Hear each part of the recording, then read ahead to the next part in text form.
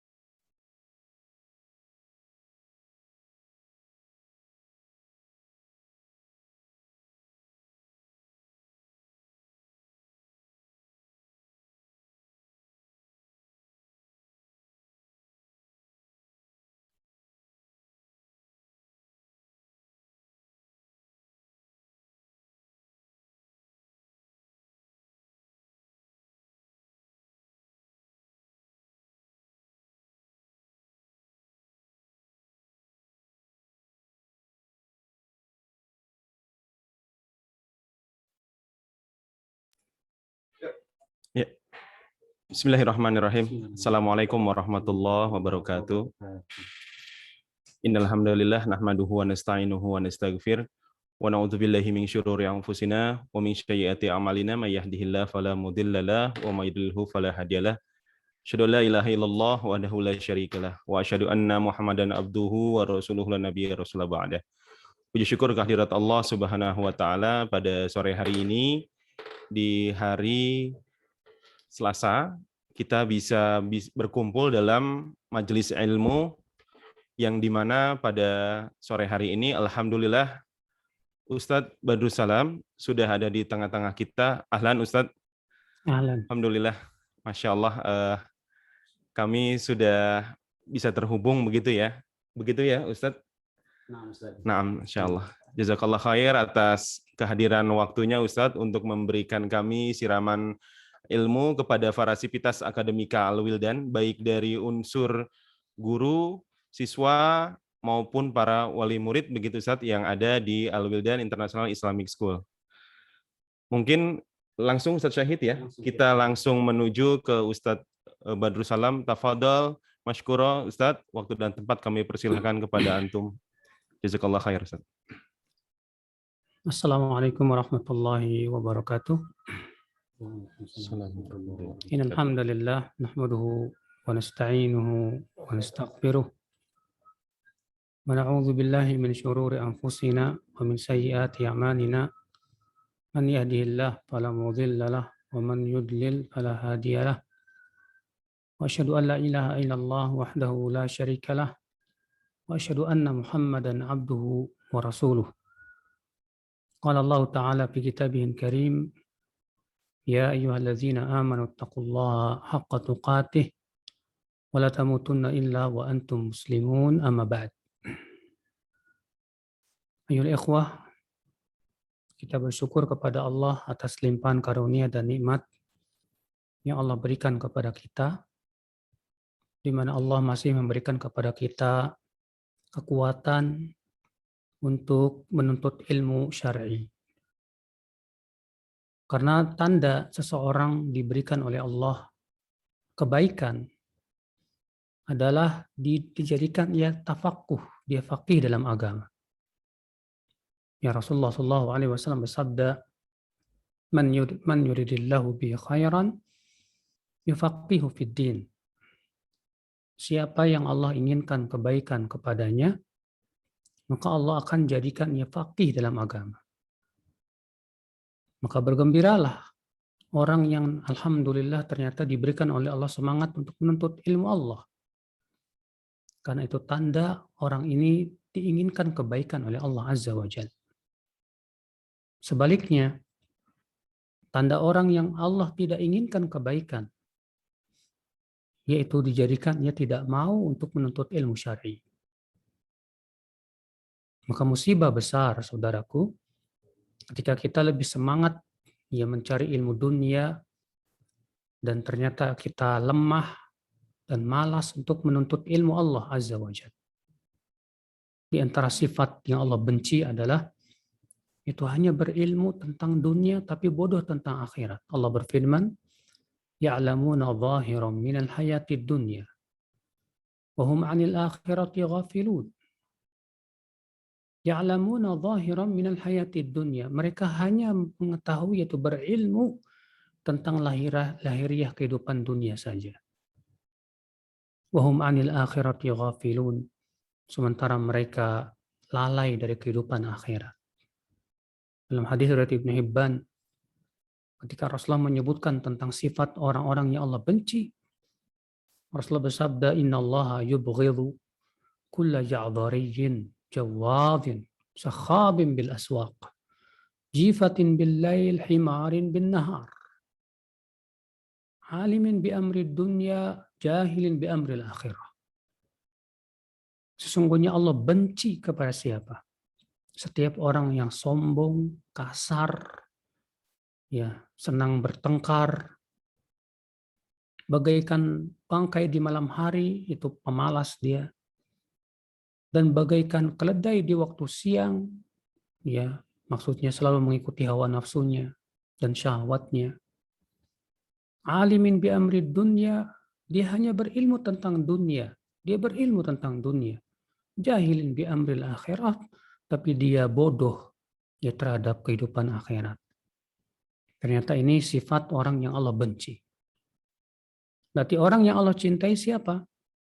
Itu dia lebih tahu, dia lebih berilmu tentang akhiratnya, tentang agamanya. Walaupun ia pun juga mencari ilmu dunia. Maka saudaraku seiman, maka kita berusahalah untuk menjadi penuntut ilmu. Jangan kita menjadi orang-orang yang bodoh yang mengikuti setiap orang yang berceramah yang begitu menarik ucapannya. Makanya Ali bin Abi Thalib berkata kepada Kumail, "Ya Kumail, an-nasu thalathah, hai Kumail, manusia itu ada 3 orang. Siapa dia? Yang pertama, al-ulama, para ulama. Yang kedua, talibul ilm, yatlubun najah, penuntut ilmu, dia mencari keselamatan. Yang ketiga, kata beliau, yaitu atba'u kulli na'iq, orang-orang awam, orang-orang bodoh, orang-orang jahil, yang kerjaannya hanya mengikuti setiap orang yang berteriak." Nah, saudaraku seiman, jangan kita yang menjadi yang ketiga. Jadilah kita kalau tidak yang pertama, maka yang kedua. Karena sesungguhnya saudaraku, tidak mungkin kita sampai kepada surga Allah kecuali dengan ilmu. Rasulullah SAW bersabda, "Man salaka tariqan yaltamisu fihi ilman sahhalallahu bihi tariqan ilal jannah." Siapa yang meniti jalan untuk menuntut ilmu, maka Allah akan mudahkan jalannya ke surga. Namun tentunya saudaraku, ketika kita menuntut ilmu, ada hal yang harus kita pahami dulu. Apa itu? Yaitu memahami adab. Karena para ulama menekankan sekali supaya kita belajar adab sebelum kita belajar ilmu. Sebagaimana Muhammad bin Sirin berkata, kunna nata'allamul adab. Kami dahulu belajar adab itu 30 sanah. 30 tahun lamanya. Wa nata'allamul ilm 20 sanah. Dan kami belajar ilmu 20 tahun lamanya. Subhanallah. Sampai demikian. Kenapa? Karena ilmu tanpa adab percuma. Adab itu berhubungan dengan adab jiwa, adab yang berhubungan dengan adab terhadap guru, adab terhadap diri sendiri, terhadap Allah Azza wa Jalla, adab terhadap ya Rasulnya dan yang lainnya. Ikhwatal iman, azani Allah wa iyyakum. Bahkan Ibnu Qayyim mengatakan bahwa tanda kebahagiaan suatu kaum itu terletak pada adabnya. Ibnu Qayyim mengatakan unwanu sa'adatil qaum adabu. Ya unwan, tanda kebahagiaan suatu kaum itu terletak pada apa? Adabnya, adab-adabnya. Ikhwatal Islam, azani Allah wa iyyakum. Qala berkata Sufyan Ats-Tsauri dalam kitab Hilyatul Auliya, ya. Kata Sufyan Ats-Tsauri, kana ar-rajul idza arada an yaktubal hadis ta'addab wa ta'abbada qabla dzalika bi 20 sanah. Dahulu ada orang yang ingin menulis hadis, mereka belajar adab dulu dan berusaha beribadah kepada Allah dan memperbagus ibadahnya ya 20 tahun sebelum menuntut ilmu. Sampai demikian, subhanallah. Bukan berarti kita ya diharuskan demikian, ya. Ibnu Mubarak berkata, qala li Makhlad bin Al-Husain, Makhlad bin Al-Husain berkata, nahnu ila katsirin minal adab ahwaj minna ila katsirin minal hadis. Kita lebih banyak butuh kepada adab daripada kepada hadis. Ya. Maksudnya bagaimana? Maksudnya ya, bahwa kita ini penting banget untuk memahami adab. Ya, sebab sudah kita sebutkan tadi bahwa orang yang meremehkan adab akibatnya buruk ya untuk ilmu kita. Berkata Abdullah bin Mubarak, ya, sebagaimana disebutkan oleh Al-Khatib Al-Baghdadi dalam kitab Al-Jami' li Akhlaqir Rawi, man tahawana bil adabi uqiba bi hirmanis sunani wa man tahawana bis sunani uqiba bi hirmanil fara'idhi wa man tahawana bil fara'idhi uqiba bi hirmanil ma'rifati. Siapa yang meremehkan soal adab, dia akan diberikan sanksi, dia akan banyak ya terhalang dari perkara-perkara yang sunnah. Dan orang yang meremehkan sunnah, akibatnya dia akan meninggalkan yang wajib. Kalau dia sudah berani meninggalkan yang wajib, maka dia akan terhalang dari ilmu, dari pengetahuan. Naam saudaraku sekalian, azani Allah wa iyyakum. Ya. Nah, ini dia, ya. Maka dari itu kita penting sekali ya untuk memahami adab. Kita belajar adab ya agar ilmu itu betul-betul saudaraku sekalian menjadi benar-benar berkah dalam hidup kita. Ya. Apa adab-adabnya? Saya akan ambil dari kitab Adabu Thalibil Ilm yang ditulis oleh Syekh Muhammad Ruslan. Ya. Beliau berkata, Syekh berkata, Syekh Muhammad bin Said bin Ruslan ini orang Palestina ya. Beliau termasuk salah satu murid daripada Imam Imam Albani rahimahullah. Adab yang pertama, ikhlasun niyah lillahi fi talabil ilm. Ini selalu para ulama kalau menyebutkan adab, ya, mereka selalu memulai dari sini dulu. Itu pentingnya mengikhlaskan niat. Karena orang kalau niatnya sudah nggak benar, dijamin ilmunya juga nggak manfaat. Ada orang misalnya menuntut ilmu, niat utamanya hanya karena ingin disebut ulama. Wah, ini malah terkena sanksi. Ya, dalam hadis riwayat Muslim dari hadis Abu Hurairah, Rasulullah mengatakan, salasatun awwalu man yuqdha bihim yaumal qiyamah. Ada 3 orang yang pertama kali dibakar oleh api neraka nanti pada hari kiamat. Siapa di antaranya? Yang pertama yaitu alim dan qari. Lalu Allah memanggilnya dan berkata, apa amalmu di dunia? Si alim qari ini berkata, ya Rabb, ta'allamtul ilm wa qara'tul Qur'ana li ajlik. Ya Allah, dahulu di dunia aku menuntut ilmu Dan aku juga membaca Al-Quran semua karena engkau ya Allah. Apa kata Allah? Kadzabta, kamu dusta. Bal ta'allamtal ilma liyuqal alim. Kamu itu dusta kata Allah. Kamu dahulu di dunia menuntut ilmu hanya ingin disebut ulama. Faqad qil, dan kamu sudah mendapatkan predikat itu. Wa qara'tal Qur'an lituqal qari. Kamu dahulu membaca Al-Quran hanya ingin disebut qari. Waqad qil, dan kamu sudah mendapatkan predikat itu. Ya, kemudian ya dia pun diseret dan dilemparkan ke dalam api neraka. Bayangkan, subhanallah, gara-gara salah niat. Seseorang yang menuntut ilmu niatnya hanya ingin disebut ulama, ingin disebut alim. Akhirnya ia termasuk orang yang pertama kali dibakar dalam api neraka. Na'udzubillah. Nasallallahu salamata wal afiyah ya akhi. Ya. Setiap amal yang tidak ikhlas tidak akan diterima oleh Allah. Sebutkan dalam hadis, ada seorang Arab Badui, seorang laki-laki berkata kepada Rasulullah, "Ya Rasulullah, ara'aita rajulan goza yaltamisul ajr wa yaltamisul dzikr."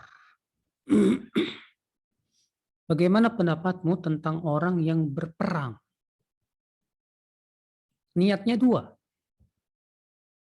Dia mengharapkan pahala, tapi juga dia mengharapkan sebutan dari manusia. Nampaknya niatnya dua, ingin dapat pahala, tapi juga pengen dapat apa? Ya ketenaran, ingin disebut pahlawan.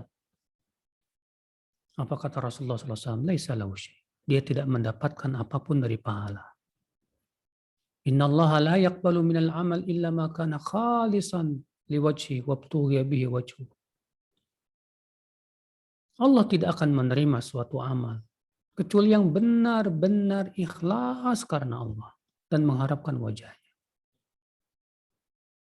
Subhanallah, saudaraku seiman, azani Allah wa iyyakum. Iya. Maka betapa pentingnya saudaraku, ya kita memeriksa niat kita sebelum menuntut ilmu Allah. Kita menuntut ilmu Allah karena siapa? Karena Allah. Bukan karena ingin ya disebut ulama atau disebut ustadz. Makanya salah kalau ada orang berkata, saya menuntut ilmu biar jadi ustadz. Ya, kita katakan salah niatmu, nak. Iya. Tidak boleh seperti itu niat kita. Jadi gimana dong niat kita yang harusnya kita lakukan? Kata Syekh Utsaimin rahimahullah, niat ikhlas itu yang pertama mengharapkan ridho Allah semata. Yang kedua, raf'ul jahl anin nafs, yaitu mengangkat kebodohan dari diri kita. Yang ketiga, ad-difa'u anis syariah, yaitu membela syariat ini. Nah, itu dia niat ikhlas.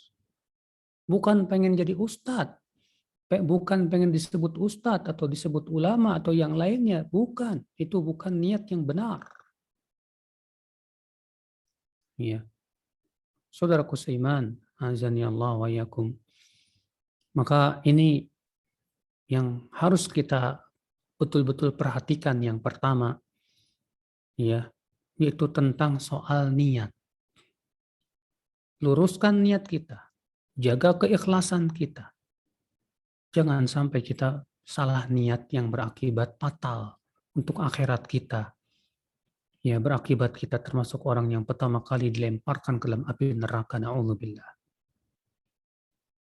Adab yang kedua, al-ishtighalu bitathhiril zahir wal batin min syawaibil mukhalafat.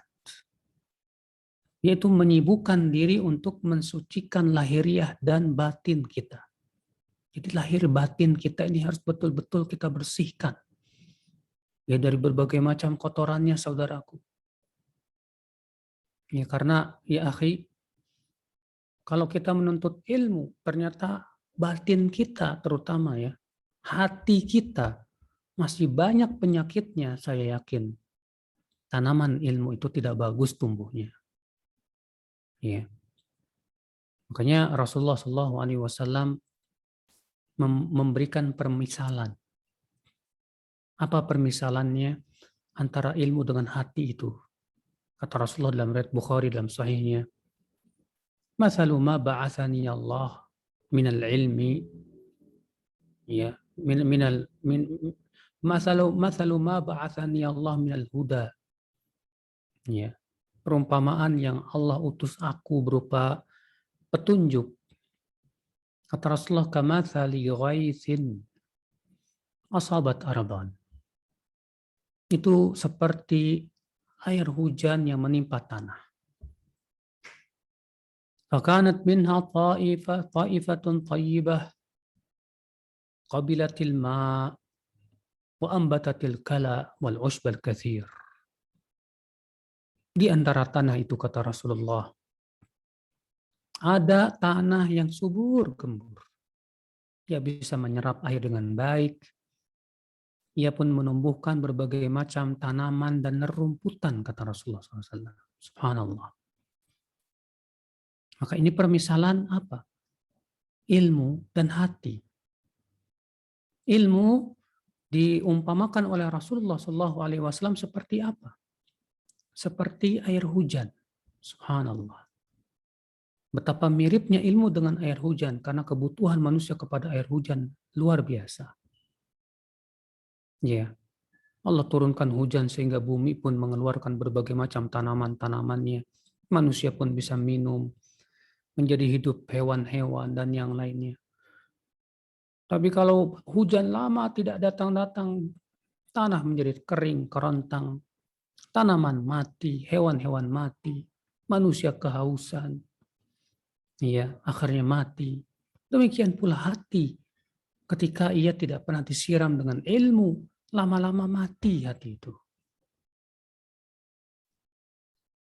Nah, berarti saudaraku, karena hati itu adalah tempat untuk menyerap ilmu, maka ya akal Islam, memperbaiki hati dan menyuburkan hati itu penting sekali. Jangan biarkan hati itu menjadi tandus, sehingga ketika air hujan turun, ya ternyata ia tidak bisa menyerap air. Ia hanya menjadi malapetaka, menjadi erosi, lalu menjadi banjir bandang.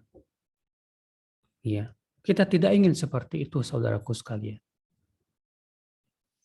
Maka siapapun kita yang ingin agar ilmu itu bermanfaat pada diri kita, perbaiki hati kita. Bersihkan hati kita. Dari apa? Dari berbagai macam penyakit.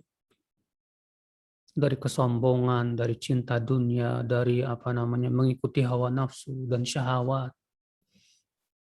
Ya, karena saudaraku seiman, ada dua penyakit dalam hati manusia yang itu merupakan penyebab ilmu itu nggak ada manfaatnya. Ada dua penyakit dalam hati yang Allah sebutkan dalam Al-Quran, itu dalam surat Al-A'raf ayat 175 dan 176. Ya. Allah mengatakan dalam surat Al-A'raf ayat 175, "Watlu alaihim naba'a allazi atainahu ayatina fansalakha minha fa'atba'ahu syaitanu fakana minal ghawin." Bacakan kepada mereka, hai Muhammad, tentang kisah orang yang sudah kami ajarkan kepadanya ayat-ayat kami. Ya, subhanallah. Ini kisah, kata Ibnu Katsir dalam tafsirnya, ini kisah tentang seorang yang bernama Bal'am, ya, di zaman Nabi Musa. Dia sudah diajarkan oleh Allah ilmu yang banyak, ya, tentang ayat-ayat Allah. Namun ternyata apa yang terjadi? Fansalakha minha. Ia pun lepas dari ayat-ayat Allah. Ya, fa'atba'ahu syaitan, lalu setan pun mengikutinya. Fakana minal ghawir. Maka jadilah ia termasuk orang-orang yang tersesat. Mengerikan sekali. Tersesat setelah tadinya dia berilmu, saudaraku. Ini sangat mengerikan. Mendingan mana? mantan maling atau mantan ustadz. Ya, tentu mantan maling lebih baik. Tadinya maling lalu taubat. Tadinya ustadz lalu jadi bengal. Mengerikan, na'udzubillah, nasallallahu salamata wal afiyah. Apa sebabnya si Bal'am ini tersesat? Apa sebabnya si Bal'am lepas dari ayat-ayat Allah? Di ayat 176-nya Allah menyebutkan sebabnya. Apa kata Allah? Walau syi'na la rafa'nahu biha. Kalaulah kami kehendaki, kami akan angkat derajatnya, kami akan muliakan ia. Walakinnahu akhlada ilal ardi wattaba'a hawa. Akan tetapi ia lebih condong kepada dunia dan mengikuti hawa nafsunya. Inilah saudaraku, sebab terbesar si Bal'am ilmunya tidak bermanfaat. Sebab paling besar si Bal'am ilmunya tidak bermanfaat, Allah sebutkan dua ini penyakit hati yang sangat berbahaya sekali, yang bisa merusak ilmu kita. Apa itu? Allah mengatakan, walakinnau akhlada ilal ard. Dia lebih condong kepada dunia. Dia lebih mengutamakan kehidupan dunia. Hatinya dipenuhi dengan cinta dunia. Hatinya dia dipenuhi dengan menginginkan dunia. Ya. Wattaba'a hawah, dan mengikuti hawa nafsunya. Inilah subhanallah penyakit yang sangat berbahaya sekali. Apabila ada dua perkara ini di hati seorang hamba atau seorang penuntut ilmu, maka tidak bermanfaat ilmunya. Saudaraku seiman, azani Allah wa iyyakum. Maka hati-hati saudaraku. Ya, cross check kita. Bagaimana, apakah ketika selama ini menuntut ilmu Allah Subhanahu wa taala kita masih mengikuti hawa nafsu, kita lebih mengutamakan kehidupan dunia, mementingkan kehidupan dunia? Wala wallah. Ya, seorang penuntut ilmu tidak layak ya untuk ia lebih mencintai dunia daripada kehidupan akhirat. Apalagi ia kemudian mengikuti hawa nafsunya sehingga akhirnya ia beragamanya pun sesuai dengan seleranya. Ya. Sehingga akhirnya yang dia pengenkan adalah dunia dan dunia. La ilaha illallah. Maka ya ikhwah, bersihkan hati kita dari dua penyakit yang berbahaya itu. Bersihkan hati kita dari berbagai macam penyakit lain yang bisa menghalangi ilmu masuk ke dalam hati kita. Di antaranya kesombongan. Ya. Orang yang sombong, yang punya penyakit sombong ketika dia menuntut ilmu, akhirnya dia hanya ingin berbangga saja dengan banyaknya ilmu. Berakibat apa? Allah batalkan amalnya. Makanya kata Ibnu Qayyim, ujub dengan amal soleh itu lebih berbahaya daripada ujub dengan harta. Ya.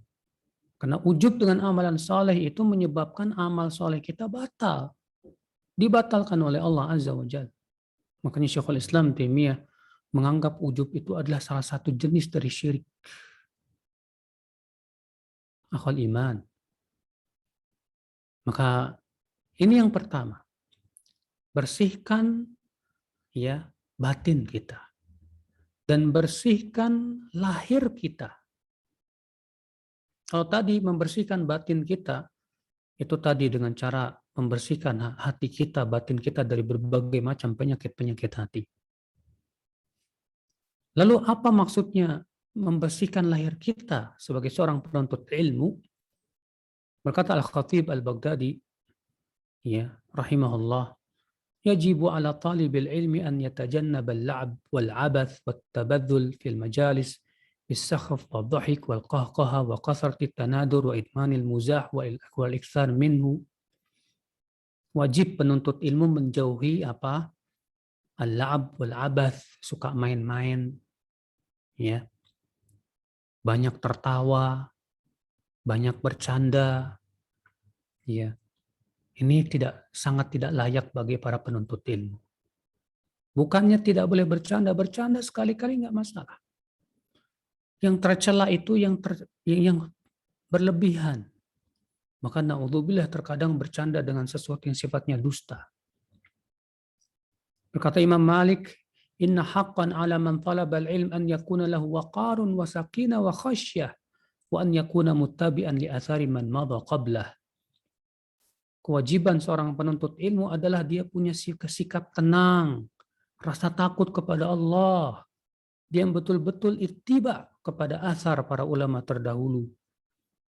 Ya, dari kalangan sahabat dan tabi'in, tabi'in.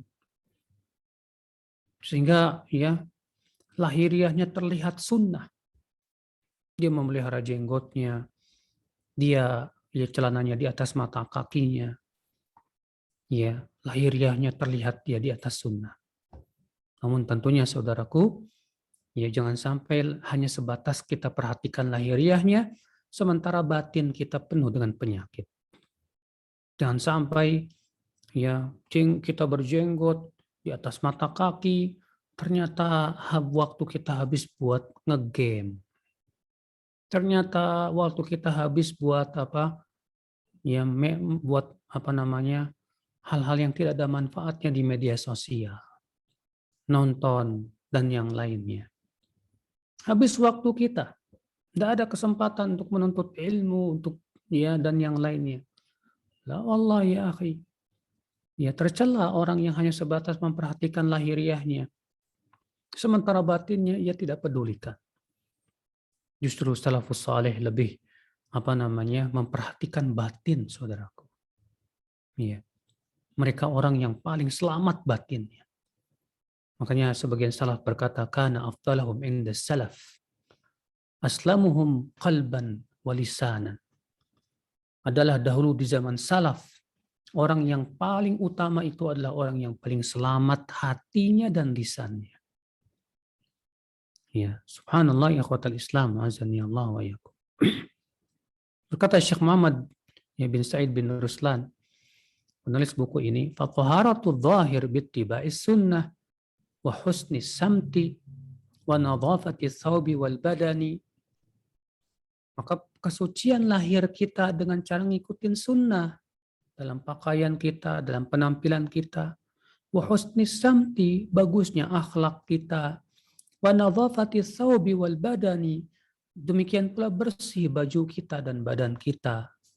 Matlubun min kulli muslim, setiap muslim ini ya diminta kepada perkara hal seperti itu. Saudaraku seiman, azani Allah wa iyyakum. Nah ini seorang penuntut ilmu ya akhi. Semua kita, saya juga termasuk penuntut ilmu Allah. Ya berusaha untuk betul-betul memperhatikan lahir kita dan batin kita. Yaitu membersihkan batin kita dan lahir kita. Dari berbagai macam hal-hal yang menyimpang. Ya hal-hal yang menyebabkan akhirnya ilmu kita tidak bermanfaat. Adab yang ketiga, kata Syekh Muhammad bin Sa'id bin Ruslan, yaitu tafrighul qalbi lil ilmi wa qat'ul ala'iqi wa hajrul awaidi. Yaitu menjadikan hati kita semuanya untuk ilmu. Dan memutuskan segala sesuatu yang bisa menyibukkan kita dari ilmu. Ya, ini bagi mereka yang memang benar-benar sedang menuntut ilmu ya, para siswa. Usahakan mereka betul-betul hatinya itu keinginannya ya dipenuhi dengan ilmu. Pokoknya jangan sampai disibukkan oleh hal-hal yang bisa memalingkan mereka dari ilmu. Kata Ibnu Qayyim rahimahullah, al-wusulu ila al-matlubi mauqufun ala hajril awaidi wa qat'il ala'iqi. Agar sampai kepada yang dicari, yang dituntut yaitu ilmu. Ya. Ini sangat tergantung kepada apa? Hajril awaid. Meninggalkan kebiasaan-kebiasaan yang bisa menyebabkan kita tidak bisa menuntut ilmu. Wa qat'il ala'iq, dan memutuskan segala macam ya sesuatu yang menarik hati kita selain ilmu. Subhanallah.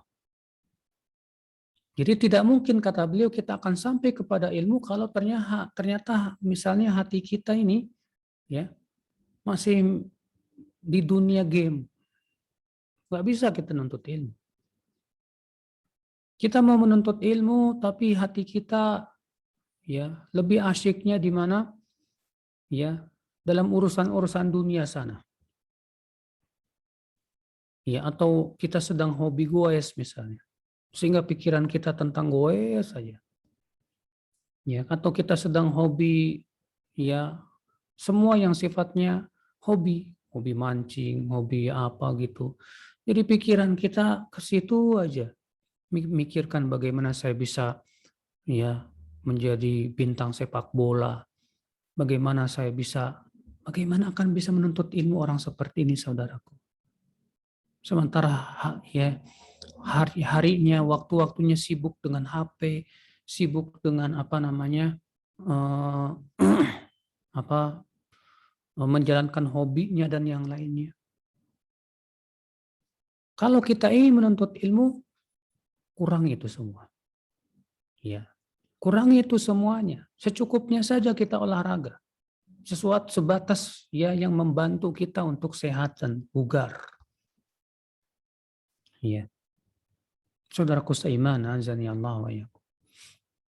Kata beliau, fal awaidu as-sukunu ila da'ah war rahah wa ma'arifahun nas wa'taduhu minar rusumi wal awdha' allati ja'aluha bimanzilati syar'il muttaba.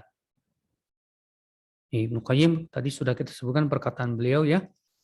Untuk sampai kepada yang dicari, ini sangat tergantung kepada dua perkara. Yang pertama meninggalkan awaid, yang kedua memutuskan alaiq. Ya. Nah, di sini beliau kemudian Ibnu Qayyim menyebutkan apa maksudnya ya al-awaid. Al-awaid. Al-awaid yaitu as-sukunu ila da'. Itu kita merasa condong, merasa senang ila da'ah kepada santai-santai. Ya. Warrohah, maunya istirahat aja. Baru baca sedikit udah nyantai, istirahat. Istirahatnya jauh lebih banyak. Wa ma'alifahun nas wa'taduhu minar rusumi wal awdha', atau sesuatu yang manusia itu merasa ya apa namanya terbiasa dengannya. Ya. Yang berupa apa? Berupa kebiasaan-kebiasaan ya atau berupa permainan dan yang lainnya. Allati ja'aluha bimanzilati syar'il muttaba', sehingga mereka menjadikan kebiasaan tersebut bagaikan syariat yang harus diikuti. Ya. Bal hiya indahum a'zam minasyara', bahkan kebiasaan-kebiasaan tersebut ternyata lebih agung di hati mereka dari syariat. Fa innahum yunkiruna 'ala man kharaja 'anha wa khalafaha ma la yunkiruna 'ala man khalafa as-sarih asy-syar'i. Bahkan mereka mengingkari orang yang keluar dari kebiasaan tersebut lebih agung daripada mengingkari orang yang keluar dari syariat Allah Azza wa Jalla. Saudaraku sekalian, azani Allah wa iyyakum.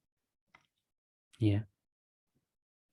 Ammal awaiq, adapun yang kedua yaitu memutuskan al-awaiq. Apa itu al-awaiq? Fahiya anwa'ul mukhalafat, yaitu berbagai macam penyimpangan. Ya. Zahiruha wa batinuha, baik yang lahir maupun yang batin, fa inna ta'uqul qalba an sayri ila Allah, karena itu bisa mencegah perjalanan hati kepada Allah Azza wa Jalla. Wa taqta'u alaihi tariqah, akan memutuskan jalannya. Ya. Wa hiya thalathatu umur, yang paling besar itu 3. Ya al-awaqi, kenapa? Syirkun wa bid'atun wa maksiyah. Syirik, bid'ah dan maksiat. Subhanallah. Saudaraku seiman, azani Allah wa iyyakum. Ya. Jadi bagaimana kita akan sampai kepada keinginan kita itu berupa ilmu, sementara masih banyak perkara-perkara yang ternyata lebih asyik di hati kita daripada ilmu. Abadan, ya kita tidak akan bisa mendapatkan ilmu apabila ternyata masih banyak sekali penghalang-penghalang dalam hidup kita ya dari meraih ilmu. Ya. Kemudian adab selanjutnya saudaraku sekalian. Itu aqlul qadar al-yasir minal halal wal akhdhu bil wara wa idamatu dzikr. Itu memakan ya sedikit saja dari yang halal. Artinya kita jangan jadi orang yang pikirannya cuma makan aja. Ya. Jangan, penuntut ilmu tidak boleh seperti itu, sebab kalau kita banyak makan saat menuntut ilmu menyebabkan apa? Mudah ngantuk, malas. Ya, penuntut ilmu ketika dia makan, makannya itu seperlunya saja. Untuk apa? Supaya dia semangat dalam menuntut ilmu Allah Subhanahu wa taala. Wal akhdhu bil wara, dan mengambil sikap wara. Apa itu wara? Ibnu Taimiyah rahimahullah ya mendefinisikan wara artinya yaitu tarkuma yukhsha yadhararuhu fil akhirah. Meninggalkan semua yang dikhawatirkan akan bermudarat untuk akhirat kita. Ya. Apa itu wara? Itu meninggalkan semua yang dikhawatirkan akan merusak akhirat kita. Wa idamatu dzikr, dan banyak berzikir, akhi, karena ya ketika kita banyak mengingat Allah, baca Quran dan yang lainnya, itu yang insya Allah akan sangat membantu kita ya untuk menuntut ilmu Allah Subhanahu wa taala. Berkata Ibnu Jama'ah, min a'zamil asbabil mu'ina 'alal istighali wal fahmi wa 'adamil malal akrul qadril yasir minal halal. Di antara sebab yang sangat membantu kita untuk sibuk dengan ilmu dan memahami ilmu dan tidak cepat bosan, yaitu kita batasi makan. Ya. Kita cukupkan dengan yang sedikit dari yang halal itu. Sehingga kita tidak disibukkan dengan yang halal. Ya. Berkata Imam Syafi'i, ma syabi'tu mundu 16 sanah. Semenjak 16 tahun yang lalu aku tidak pernah kenyang. Ya. Kenapa demikian? Karena sudah kita sebutkan tadi, banyak makan tuh menyebabkan kita banyak minum. Akhirnya kuat syahwat kita, akhirnya malas badan kita dan yang lainnya ya akhi. Oleh karena itulah saudaraku sekalian, azani Allah wa iyyakum. Ya, ini penting banget ya untuk para penuntut ilmu Allah Subhanahu wa taala. Makanya orang yang betul-betul menuntut ilmu Allah Subhanahu wa taala ya bukan orang yang pikirannya hanya untuk pengen makan saja. Iya. Kemudian adab selanjutnya ikhwatul Islam azani Allah wa iyyakum, dari adab penuntut ilmu Allah Subhanahu wa taala yaitu menjaga lisan. Ya. Menjaga apa? Lisan. Wallahi ya akhi, lisan ini kalau kita perhatikan ya, bahayanya banyak banget. Makanya Ibnu Qudamah dalam kitab Mukhtasar Minhajul Qasidin berkata, afatul lisan kathirah wa mutanawwi'ah. Bahaya lisan ini banyak dan bermacam-macam. Walaha fil qalbi halawah. Sudah begitu bahaya lisan ini terkadang menimbulkan manis di hati. Sehingga kita betah ya dengan kesalahan lisan itu. Iya. Apa saja bahaya lisan? Yang paling ringan dulu, kita sebutkan yang paling ringan. Al-kalam fima la ya'ni. Berbicara dalam perkara yang nggak ada manfaatnya. Ya. Sibuk kita ngomong tentang dunia, ngomong tentang mobil, tentang sepeda, tentang ini, tentang itu. Bicara cuma nggak ada manfaatnya, wallah ya akhi. Sementara kata Rasulullah SAW, min husni islamil mar'i tarkuhu ma la ya'ni. Di antara tanda bagusnya Islam seorang hamba itu meninggalkan perkara yang tidak ada manfaatnya. Berarti kalau kita masih sibuk dengan yang nggak ada manfaatnya, belum bagus Islam kita nih. Karena Nabi menyebutkan bahwa tanda di antara ya tanda yang menunjukkan kebagusan Islam kita yaitu meninggalkan hal-hal yang itu tidak ada manfaatnya buat diri kita. Iya. Apalagi bahaya lisan. Tadi itu yang paling ringan. Itu banyak bicara dalam perkara yang tidak ada manfaatnya. Iya. Yang kedua, al-khawd fil batil. Dan ini biasanya ya orang yang sibuk dengan yang tidak ada manfaatnya lama-lama akan apa? Tenggelam dalam perkara yang batil. Mulai berbicara tentang maksiat. Iya. Iya. Lalu kita yang musibahnya saudaraku, ketika lisan kita berbicara tentang maksiat, berbicara tentang sesuatu yang haram, kita menganggap remeh. Wallahi ya akhi, saat hati kita atau kita menganggap remeh ucapan yang batil itu, itulah musibah besar untuk kita. Sebutkan dalam hadis, Rasulullah SAW bersabda, Innal abda la yatakallamu bil kalimati yazillu biha fin nari ab'ad ma bainal masyriq wal maghrib. Seorang hamba berbicara dengan satu kalimat. Gara-gara satu kalimat itu ia masuk ke dalam neraka jahanam sejauh timur dan barat. Allahu Akbar. Terkadang kita mengucapkan kata-kata yang kita anggap remeh. Ya. Tujuannya apa? Supaya manusia tertawa. Ya. Ternyata isinya misalnya kedustaan. Bohong. Ya. Dengan cara bikin cerita-cerita yang bohong, fiksi, tidak ada kenyataannya, tujuannya supaya manusia tertawa. Sementara Rasulullah bersabda dalam hadis yang diriwayatkan Abu Daud, ya Tirmidzi, Nasai dan Ibnu Majah. Kata Rasulullah SAW, Wailun liman haddatsa fayakdzib liyudhika bihin nas. Wailun lahu wailun lah. Neraka wail, kata Rasulullah. Celaka. Siapa yang celaka? Orang yang berbicara lalu berdusta. Agar apa? Agar orang tertawa. Celaka dan celaka. Bayangkan Nabi mendoakan 3 kali kecelakaan. Ya. Kita terkadang ingin teman-teman kita tertawa. Ya mungkin niat kita bagus, ingin memasukkan kegembiraan di hati mereka. Tapi caranya salah. Dengan cara bikin cerita fiksi, anekdot, yang ternyata tidak ada kenyataannya alias dusta. Akhirnya kita malah terkena doa Nabi SAW. Didoakan oleh Nabi dengan 3 kali kecelakaan. Na'udzubillah, nasallallahu salamata wal afiyah. Ikhwatal iman, azani Allah wa ya. Iya.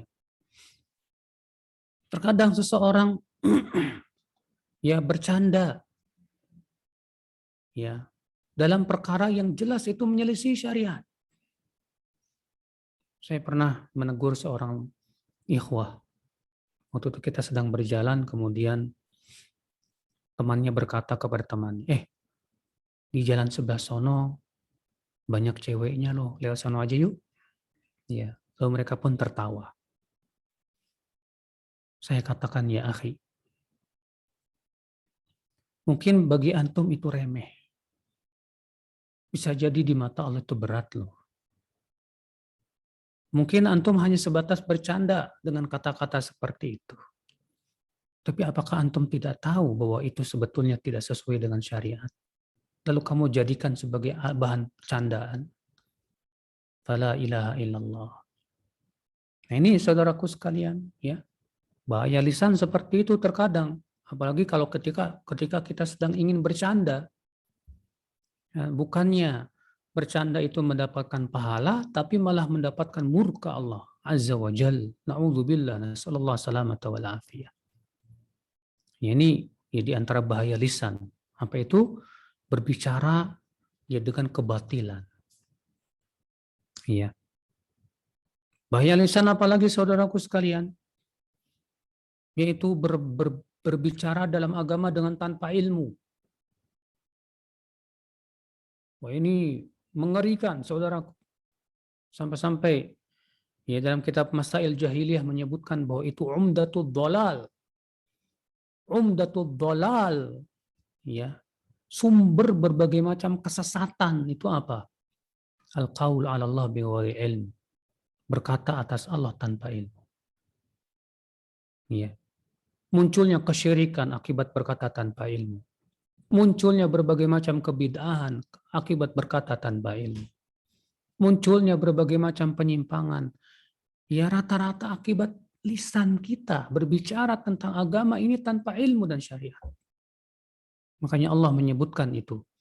Ketika menyebutkan tentang berbagai macam perkara yang Allah haramkan, maka Allah menyebutkan yang paling menjadi sumber. Ya, ya Allah mengatakan apa namanya? Qul inna ma harrama rabbiyal fawahisha ma dhahara minha wa ma batan. Wal ithma wal baghya bighairil haqqi wa an tusyriku billahi ma lam yunazil bihi sultana wa an taqulu 'ala Allahi ma la ta'lamun. Dalam surat Al-A'raf ayat 33. Katakan sesungguhnya yang diharamkan oleh Rabbmu. Yang pertama perbuatan fahisyah yang tampak maupun yang tersembunyi. Dan dosa. Dan berbuat zulim dengan tanpa hak. Dan kamu mempersekutukan Allah dalam perkara yang Allah tidak turunkan ilmunya. Dan kamu berkata atas Allah dengan tanpa ilmu. Lihat Allah mulai dari yang kecil dulu, fahisyah. Naik dosa, naik berbuat zalim, naik berbuat syirik. Padahal syirik ini dosa yang paling besar. Tapi ternyata Allah tidak tutup dengan syirik. Allah mengatakan apa? Dan kamu berkata atas Allah dengan tanpa ilmu. Kenapa? Karena memang kesyirikan muncul dari berkata tanpa ilmu. Ini sumbernya di situ. Saudaraku seiman, azani Allah wa iyyakum. Ya, di antara bahaya lisan juga banyak sekali. Mengejek orang, menyakiti hati orang, bergibah, ya, namimah, mengadu domba orang, ya, dan yang lainnya saudaraku sekalian. Maka dari itu betapa penting sekali penuntut ilmu untuk menjaga lisan. Sebelum dia berbicara, dia pikirkan dulu lah, ya, apakah pembicaraan ini akan mendatangkan kemurkaan Allah atau tidak. Ya, kalau ternyata kita masih ragu, mendingan kita diam. Saudaraku seiman, makanya ya, orang yang berakal itu kata para ulama, ya, lisannya itu berada di belakang hatinya. Sedangkan orang yang bodoh itu hatinya itu berada di belakang lisannya. Ini maksudnya bagaimana? Kalau lisan berada di belakang hati, sebelum berbicara mikir dulu kira-kira ini bermanfaat atau tidak. Ya, sedangkan orang bodoh ya hati mikirnya nanti. Yang penting ceplas-ceplos ngomong. Ya, baru setelah itu mikir, kok saya ngomong gitu ya, salah. Akhirnya apa? Dia sudah bicara, dia sudah berbuat dosa. Kenapa dia tidak berpikir terlebih dahulu sebelumnya? Makanya Imam Syafi'i mengingatkan, man arada an yatakallam falyufakkir. Ya, siapa yang ingin berbicara, pikirkan terlebih dahulu. Ya, jangan kita ini punya sifat ceplas-ceplos kalau ngomong. Iya. Karena bahaya lisan ini, bahaya sekali saudaraku sekalian. Kemudian adab selanjutnya, ikhtiarus sahib war rafiq. Hai penuntut ilmu, penting kamu untuk memilih temanmu. Ingat teman. Ya, teman itu yang akan sangat berpengaruh untuk hati kita. Ya. Berapa banyak orang gara-gara temannya akhirnya tidak menuntut ilmu Allah. Saya waktu di Madinah, saya punya teman. Dulu saya bersaing dengan dia ya di kelas untuk bisa menuntut ilmu Allah Subhanahu wa taala. Iya, tapi qadarullah di semester terakhir sebelum kelulusan, di tahun terakhir, di tahun keempat, rupanya dia salah bergaul. Dia bergaul dengan orang-orang pemalas. Iya. Akhirnya kerjaannya cuma ngobrol ngalor ngidul, ngopi sana sini. Akhirnya dia tidak belajar. Iya. Sampai akhirnya dia pun juga pas ujian malas-malasan belajar. Ya, bahkan kemudian dia pun kemudian dikeluarkan oleh Universitas Madinah. Ya, padahal itu sudah tahun terakhir. Ya, terkena futur gara-gara salah berteman, saudaraku. Ini mengerikan, saudaraku. Ya, sebelum kita menyesal di neraka, ya Allah menyebutkan dalam Al-Quran ada orang yang masuk neraka gara-gara teman. Itu dalam surat Al-Furqan. Di mana penduduk api neraka berkata, qala ya wailata laitani lam attakhidh fulanan khalila laqad adallani 'ani dzikri ba'da idz ja'ani. Ya, penduduk api neraka ini berkata, aduh, andaikan aku tidak menjadikan si fulan sebagai teman akrabku. Ya, sungguh ia telah menyesatkan aku dari peringatan setelah peringatan itu datang kepadaku. Mengerikan sekali, menyesalnya pas di neraka. Kalau menyesalnya di dunia, alhamdulillah masih bisa ada kesempatan untuk memperbaiki diri. Ini menyesalnya di neraka. Sudah tidak ada lagi ya manfaatnya penyesalan saat itu, saudaraku sekalian. Ya. Maka kita berusaha cari teman yang bisa menyemangati kita untuk menuntut ilmu. Cari teman yang bisa berlomba dengan dia untuk menuntut ilmu. Cari teman yang kita bisa murojaah ilmu bersama dia. Cari teman yang seperti itu. Jangan cari teman yang membuat kita lalai. Ya. Ikhwatal Islam, azani Allah wa iyyakum. Inilah saudaraku sekalian, akhwal iman, azani Allah wa iyyakum. Ya, penting banget soal masalah teman ini, penting banget. Ya, karena Rasulullah sampai-sampai mengatakan tentang masalah teman apa? Al-mar'u ala dini khalilih. Seseorang itu di atas agama khalil. Khalil itu siapa? Teman dekat, teman akrab. Ya. Kemudian adab selanjutnya, ikhtiyarus syekh. Setelah kalau tadi memilih teman, sekarang memilih guru. Wah, ini penting banget, saudaraku. Ya. Karena murid itu akan selamat kalau ia berguru kepada guru yang akidahnya benar, manhajnya benar. Dan murid akan tersesat kalau dia ternyata dapatnya guru yang menyesatkan. Mengerikan sekali. Rasulullah bersabda, inna min asyratis sa'ah an yultamasal ilmu indal asaghir. Di antara tanda hari kiamat, ilmu diambil dari al-asaghir. Ibnu Mubarak dia menafsirkan. Ibnu Mubarak itu perawi hadis itu. Karena hadis ini diriwayatkan oleh Imam Ibnu Mubarak dalam kitab Az-Zuhud. Lalu Ibnu Mubarak menafsirkan siapa itu al-asaghir. Kata Ibnu Mubarak, hum ahlul bid'ah, itu ahli bid'ah yang menyimpang. Iya. Orang-orang yang doyan bid'ah. Nah, kalau guru kita yang seperti ini, la haula wala quwata illa billah, kita pun akan ikut menyimpang, saudaraku. Iya. Namun, ya akhi, ya, adab yang seperti ini, yaitu memilih guru dan memilah guru, di mana guru kita hendaknya yang betul-betul memenuhi syarat. Ya. Terkadang di zaman ini kita malah tidak melakukannya. Malah terkena syubhat pemikiran yang mengatakan ambil baiknya, buang buruknya. Sementara kita seorang penuntut ilmu yang tidak punya kemampuan untuk memilah mana baik dan buruk.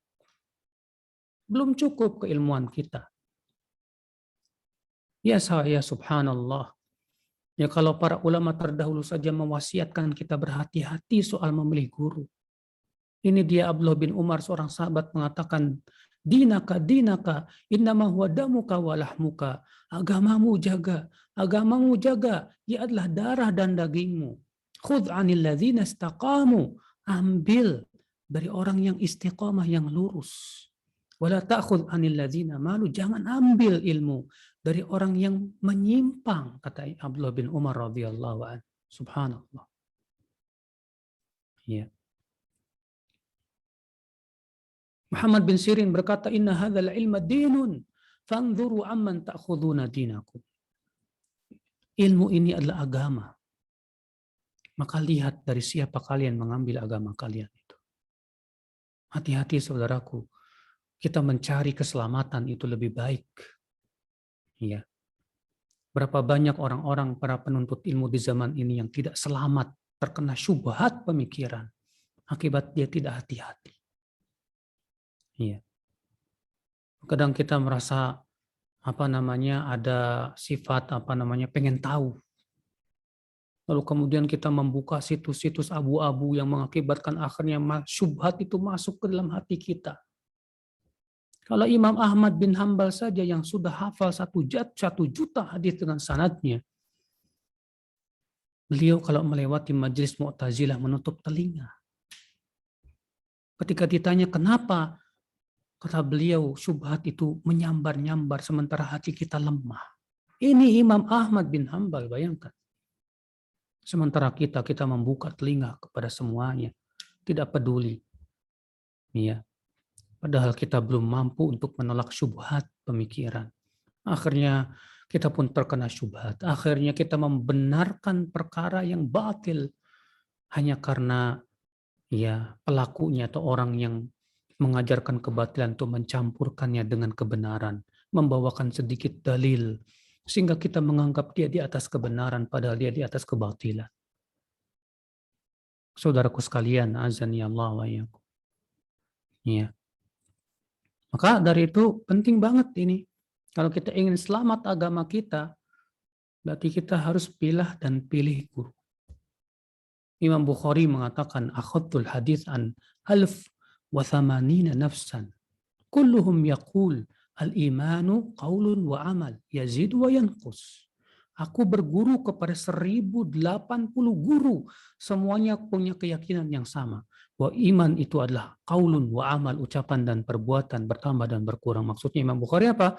Semuanya ahlus sunnah wal jamaah. Beliau tidak mau mengambil ilmu dari ahli bid'ah. Iya. Saudaraku seiman, azani Allah wa iyyakum. Nah ini, maka ya akhi, hati-hati ya dalam memilah dan memilih guru. Jangan salah mengambil guru. Iya. Setelah kita dapat guru yang bagus, ilmunya mumpuni, Masya Allah, Alhamdulillah, maka jaga sikap dan adab kita pada guru kita. Iya. Sebab ketika adab kita bagus terhadap guru kita, dan ridho, guru kita pun ridho kepada kita, guru kita akan mendoakan kita. Iya. Makanya subhanallah bagaimana dahulu para sahabat adabnya luar biasa kepada Rasulullah SAW. Para tabi'in adabnya luar biasa kepada para sahabat Rasulullah. Demikian dari generasi ke generasi. Mereka berusaha untuk menjaga adab mereka terhadap gurunya. Agar apa? Ya senantiasa ilmu itu barokah buat kehidupan mereka. Ya. Adapun kemudian seorang penuntut ilmu tidak adab kepada gurunya, itu sebab diantara dicabutnya keberkahan ilmu dia, saudaraku. Na'udzubillah. Nas'alullah salamata wal afiyah. Saya kira cukup sampai di sini. Ya, na'am.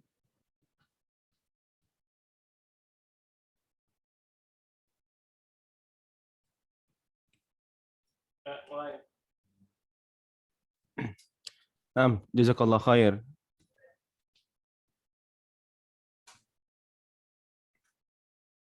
Jazakallah khair Ustaz atas nasihatnya kepada kami dari hulu sampai ke hilir, bagaimana tadi adab dahulu sebelum menuntut ilmu, sebelum implementasi, dan juga terasa betul begitu ya. Benturan-benturan yang terjadi di lapangan ternyata masih banyak sekali, perlu pembenahan dari dalam pribadi kita masing-masing, apalagi dengan kaidah sunnah yang memang nampaknya juga perlu dikembalikan lagi kepada tracknya begitu Ustaz. Jazakallah khair atas nasihat-nasihatnya, dan izinkan kami Ustaz untuk membuka sesi tanya jawab begitu Ustaz.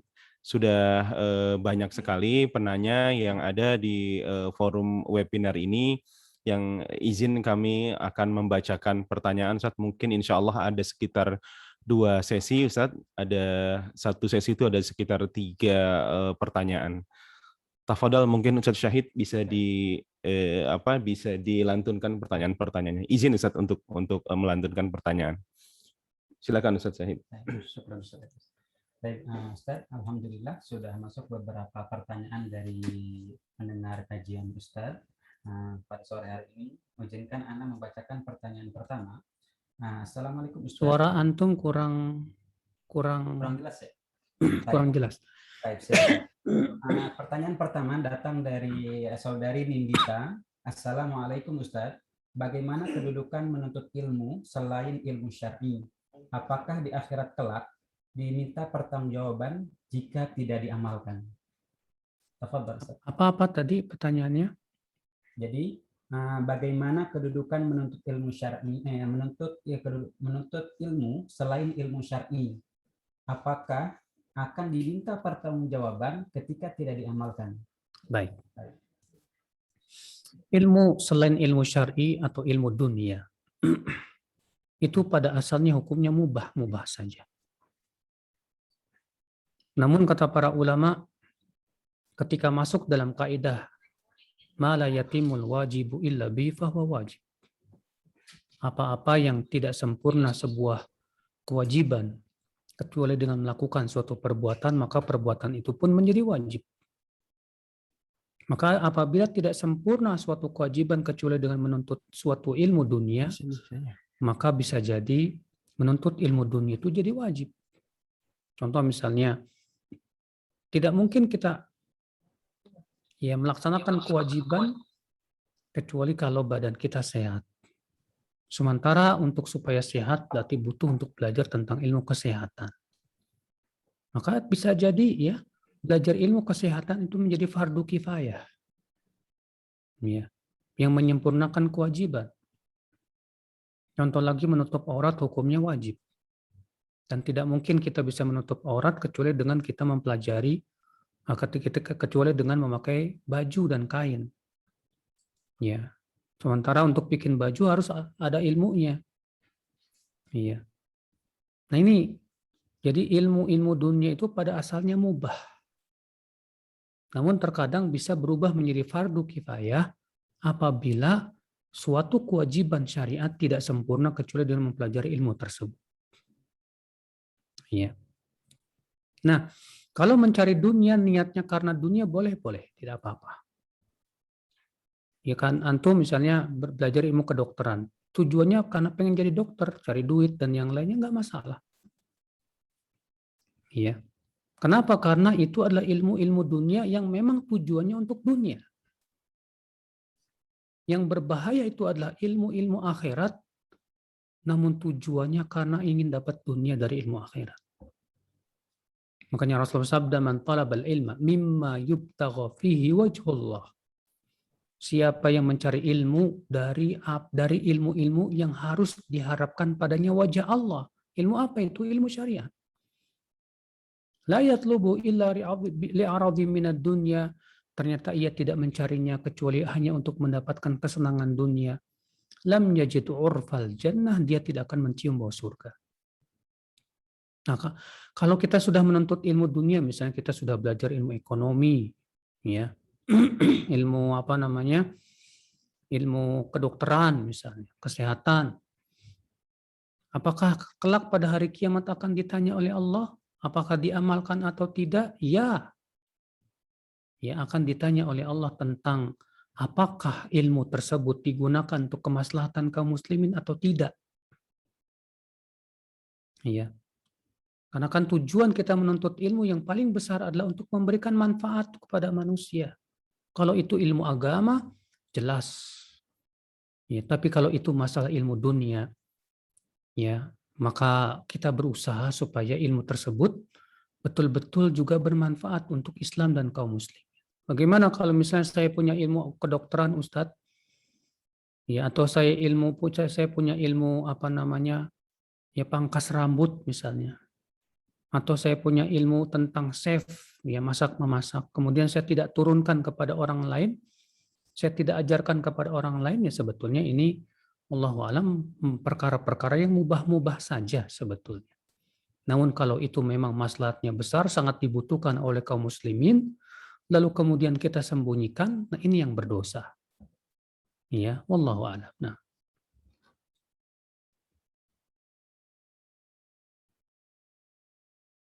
dari pertanyaannya. Kita melanjutkan kepada pertanyaan yang kedua.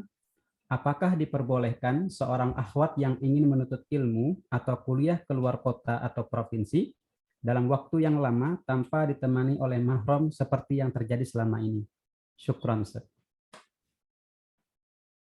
Pertama, saudaraku, seorang wanita, kata Rasulullah, tidak boleh bersafar sejarak sehari semalam tanpa mahram. Rasulullah bersabda, la yahillu limra'atin tu'minu billah wal yawmil akhir an yusafir yaum wa laylah illa ma'adhi mahram. Tidak halal. Tidak halal artinya apa? Haram. Bagi wanita yang beriman kepada Allah dan kehidupan akhirat. Artinya kalau memang wanita ini beriman kepada kehidupan Allah dan kehidupan akhirat, jangan ia bersafar sejarak sejauh sehari semalam kecuali bersama mahram.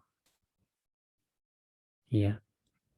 Lalu bagaimana Ustadz kalau saya diantarkan ya oleh mahram saya ke tempat ya pesantren di sana khusus perempuan misalnya, atau tempat ya yang di sana memang perempuan semuanya dan di sana pun saya aman.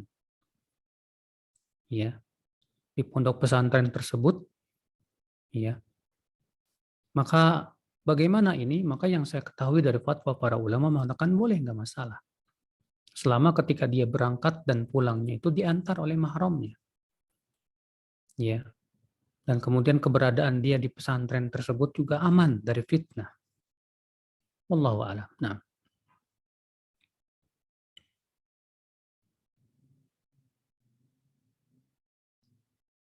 Pertanyaan terakhir, Ustadz, yaitu interaktif. Nanti dari salah satu siswa kita atau pendengar kajian kita pada sore ini kita sapa dulu dengan Ananda Gifari Aufa Ahnaf. Assalamualaikum.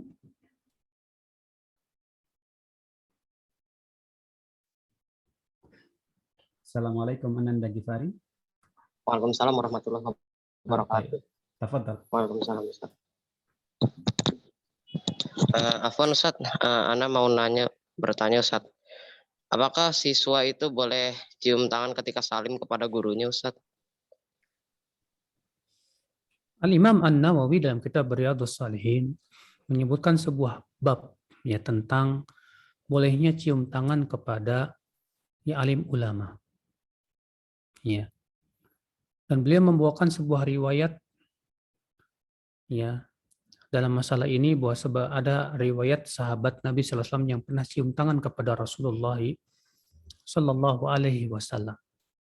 Namun memang itu bukan menjadi kebiasaan para sahabat kepada Rasulullah.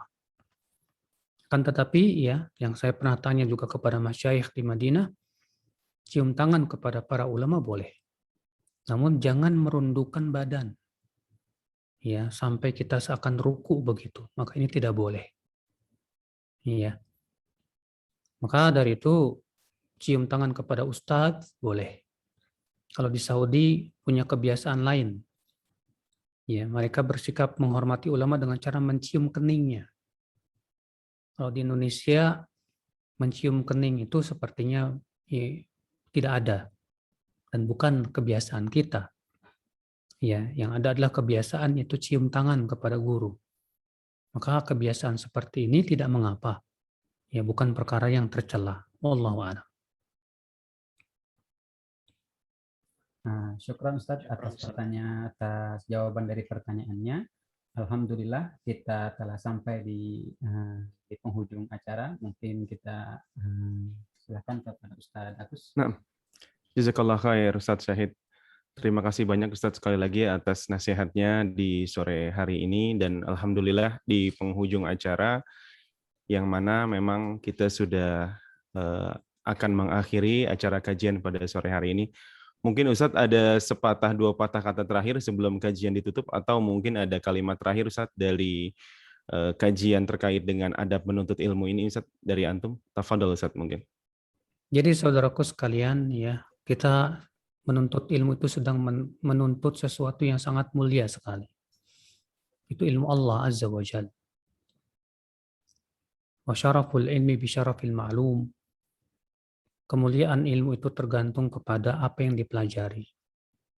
Kalau kita mempelajari tentang Allah dan syariatnya, maka itu otomatis ya ilmu yang paling mulia. Karena itu sesuatu yang mulia, maka tentu membutuhkan kepada adab-adab yang mulia ya untuk memelihara ilmu. Jangan sampai kita menuntut ilmu tapi kita meremehkan ilmu atau menjadikan ilmu itu remeh di hadapan manusia. Kita tidak ingin menjadi orang yang ilmu ini malah diremehkan gara-gara sikap kita, naudzubillah.